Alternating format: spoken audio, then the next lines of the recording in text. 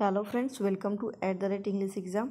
Friends 51 number तक का question हमारा कंप्लीट हो चुका था। आज से हम चालू करेंगे 52 नंबर का क्वेश्चन। चलिए फ्रेंड्स, बिना देरी के शुरू करते हैं।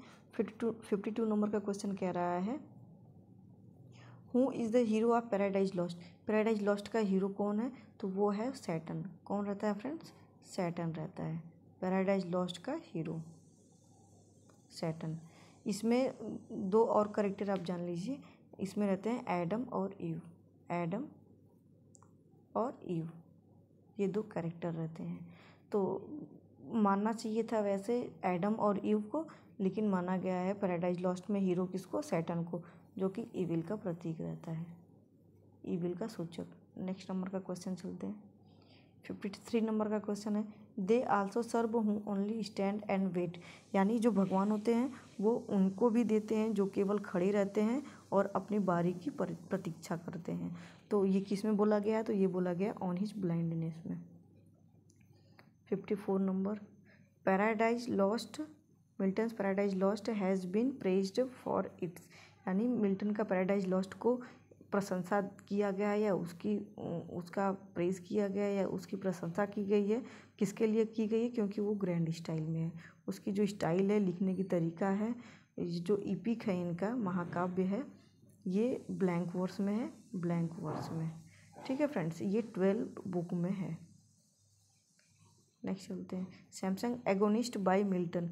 मिल्टन का सैमसंग एगोनिस्ट है वो क्या है फ्रेंड्स? तो वो है एक प्ले है।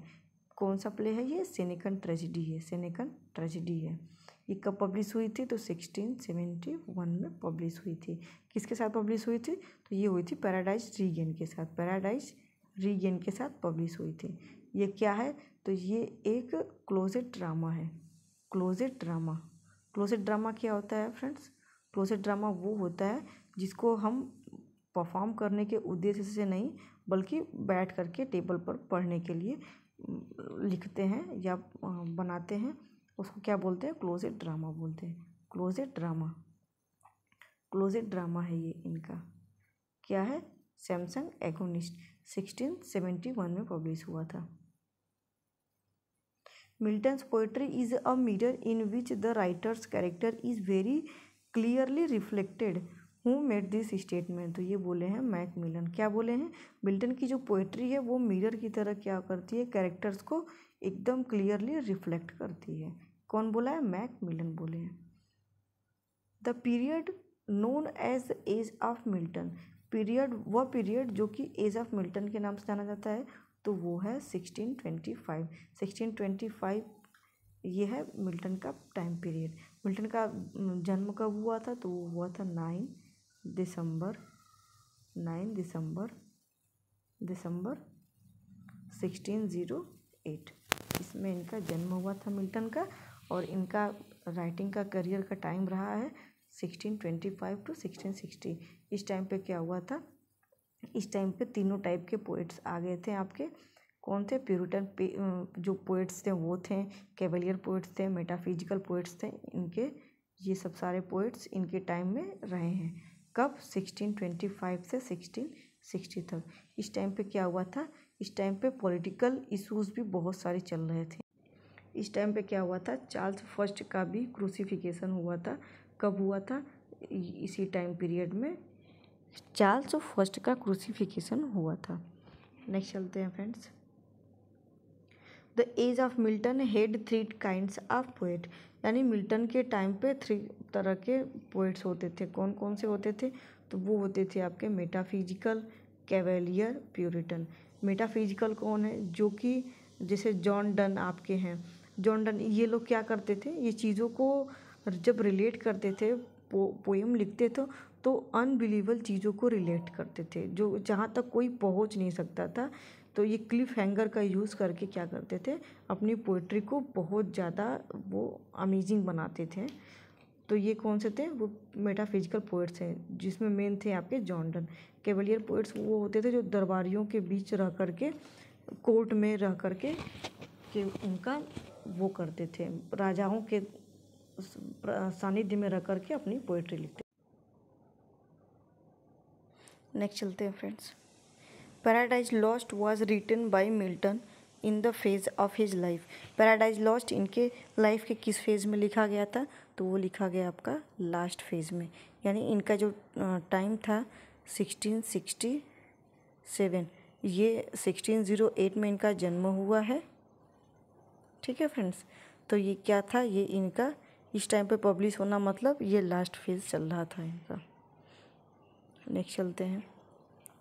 Solitude sometimes is best society. यहाँ पे बेस्ड है नहीं, बेस्ट सोसाइटी होगा फ्रेंड्स, टाइपिंग मिस्टेक है, बेस्ट सोसाइटी। सॉलिट्यूड जो अकेलापन होता है या एकाकीपन होता है, कभी कभी क्या होता है फ्रेंड्स, वो होता है एक अच्छी सोसाइटी, एक अच्छा सोसाइटी माना जाता है। किसको, एकाकीपन को कभी कभी माना जाता है। क्या माना जाता है, बेस्ट सोसाइटी। ये किस में बोला गया है, तो ये बोला गया है पैराडाइज लॉस्ट में। De Doctrina Christiana cast doubt on the orthodox of, यानी डी डॉक्ट्रिना क्रिस्टीना जो है वो आपका doubt on the orthodox of, ये आपका है लिया गया है पैराडाइज लॉस्ट से। क्या लिया गया है, De Doctrina Christiana cast doubt on orthodox of Paradise Lost. Comus by Milton is a form of, यानी कॉमर्स जो मिल्टन का वर्क है वो किस फॉर्म में है, तो है मास्क फॉर्म में। क्या है, मास्क। मास्क क्या होता है, जैसे शादी विवाह के लिए जो गाना गाया जाता है उसको बोलते हैं, शादी विवाह को डेडिकेट करके, तो वो बोलते हैं मास्क बोलते हैं। नेक्स्ट चलते हैं।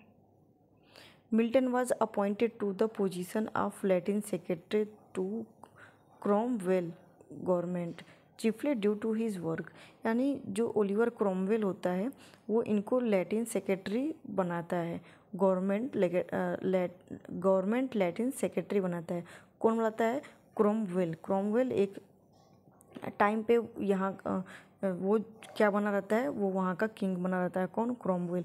क्रोमवेल प्यूरिटन एज से बिलोंग करता है, तो ये प्यूरिटन ही रहता है क्रोमवेल, ओलिवर क्रोमवेल, जो कि इनको क्या बनाता है, एक लैटिन सेक्रेटरी बनाता है गवर्नमेंट। क्यों बनाता है, क्योंकि ये क्या करते हैं, मिल्टन क्या करते हैं, एक वर्क लिखते हैं on the tenure of the Kings and magistrate. ये इस वर्क के बाद ओलिवर क्रोमवेल इनको बनाते हैं लैटिन सेक्रेटरी बनाते हैं गवर्नमेंट। नेक्स्ट नंबर का है Samson Agonistes shows Milton's desire. Samson Agonistes जो है मिल्टन का डिज़ायर शो करता है। Milton's desire to bring over into English, यानी सैमसंग एगोनिस्ट जो होता है मिल्टन का अपना डिज़ायर लाता है, डिज़ायर को शो करता है। वो क्या शो करता है, तो वो करता है फ्रेंड्स, पहला है आपका mythology of Samson for all to know the gravity of calm and dignity in Greek tragedy. ये आपका आंसर हो जाएगा, द ग्रेविटी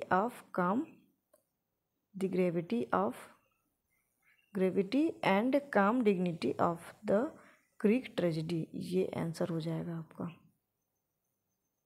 नेक्स्ट नंबर का क्वेश्चन है L'Allegro and Il Penseroso, यानी इसका क्या मतलब है, ये इनका एक कंपेनियन वर्क है L'Allegro in पेंसिरेसो।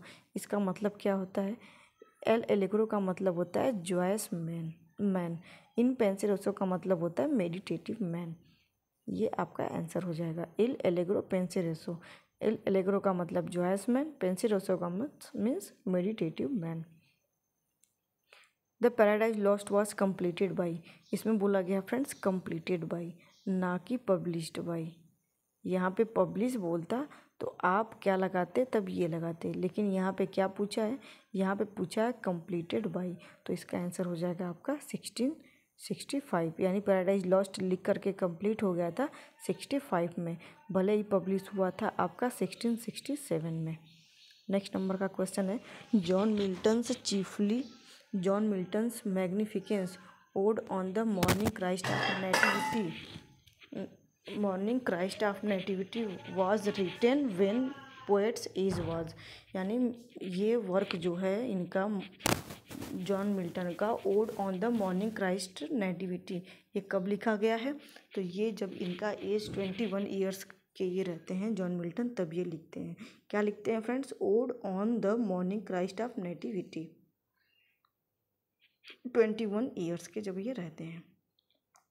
Next number का है Milton Samsung agonist is, Milton का सैमसंग एगोनिस्ट क्या है फ्रेंड्स, सैमसंग एगोनिस्ट ये कब पब्लिश हुआ था? तो ये हुआ था आपका 1671 में।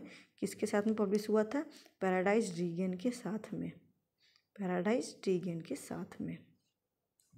ये क्या है इनका? तो ये एक है ये इनका वर्क जो है सैमसंग एगोनिस्ट, ये एक ट्रेजेडी है, ये एक इनका ट्रेजेडी है friends.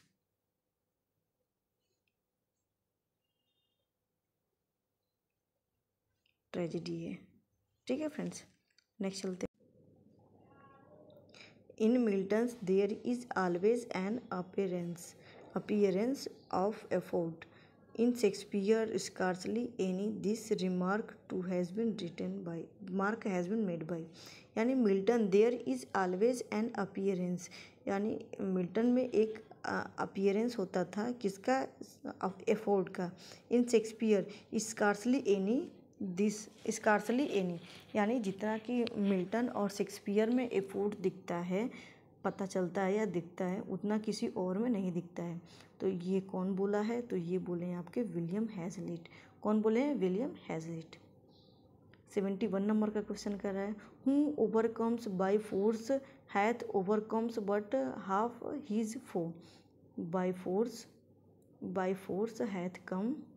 Force hath overcome but, friends यहाँ से है, who overcome by force hath overcome but half his foe. ये कहाँ से लिया गया है? तो ये लिया गया आपका पैराडाइज लॉस्ट से। नेक्स्ट नंबर का क्वेश्चन है आपका 72, who called Shakespeare sweetest Shakespeare fancy child. Shakespeare को कौन बोला है? Sweetest Shakespeare fancy child. तो ये बोले हैं आपके मिल्टन बोले हैं। मिल्टन क्या बोले हैं शेक्सपियर को? मिल्टन शेक्सपियर को अपना बेटा समझ करके क्या बोलते हैं? स्वीटेस्ट शेक्सपियर फैंसी चाइल्ड, एक फैंसी चाइल्ड बोले हैं। 73 नंबर का क्वेश्चन है, Lycidas was written in the memory of. Lycidas क्या है फ्रेंड्स? जो कि 1637 में पब्लिश हुआ था, आया था। ये क्या था? एक पास्टोरल एलिजी था, पास्टोरल एलिजी था। इलेजी फ्रेंड्स, इलेजी और इपिक में कंफ्यूज नहीं होइएगा। इलेजी क्या होता है? किसी के मौर्न डेथ पे या मृत्यु के बाद उसको डेडिकेट करके या दुखी होकर के डेडिकेट करके जो पोएम लिखते हैं उसको बोलते हैं इलेजी। और इपिक क्या होता है? इपिक एक महाकाव्य होता है, एक बहुत बड़ी रचना होती है इपिक। जैसे हमारा होता है हिंदी में भारत का इपिक है हमारा महाभारत हो गया, ये सब जो बड़ा बड़ा जो वो होता है वर्क होता है उसको बोलते हैं महाकाव्य, वो होता है आपका इपिक। और इलिजी क्या होता है? मॉर्न सॉन्ग होता है, किसी के डेथ पे गाया जाता है या बहुत दुख होने के बाद गाया जाता है, उसको बोलते हैं इपिक। तो ये बोला जा रहा है इसमें कि इलिजी, इसमें पूछा जा रहा है कि Lycidas was written in the memory of. Lycidas किसके मेमोरी में लिखा गया है? तो वो लिखा गया है एडवर्ड किंग। एडवर्ड किंग जब उनका 36 में जब डेथ 37 में ही जब इनका डेथ हो जाता है किंग एडवर्ड का, तो उस टाइम पे मिल्टन लिखते हैं 1637 में क्या लिखते हैं? एलिजी लिखते हैं, पास्टोरल एलिजी, इन्हीं के याद में। ठीक है फ्रेंड्स, आज का लेक्चर यहीं पे हम ख़त्म करते हैं। अगला क्वेश्चन हमारा अगले लेक्चर में होगा। फ्रेंड्स, अगर अच्छा लगता है तो प्लीज़ लाइक शेयर सब्सक्राइब कर दीजिएगा। फ्रेंड्स, इतना करने में आपका बहुत ज़्यादा विशेष वो परेशानी नहीं होगी, थोड़ा सा एफर्ट लगेगा, लेकिन ये क्या करेगा? हमको बहुत ज़्यादा मोटिवेट करेगा। तो चलिए फ्रेंड्स, अगर अच्छा लगा हो तो लाइक शेयर एंड सब्सक्राइब करिएगा। थैंक यू, मिलते हैं अगले लेक्चर में।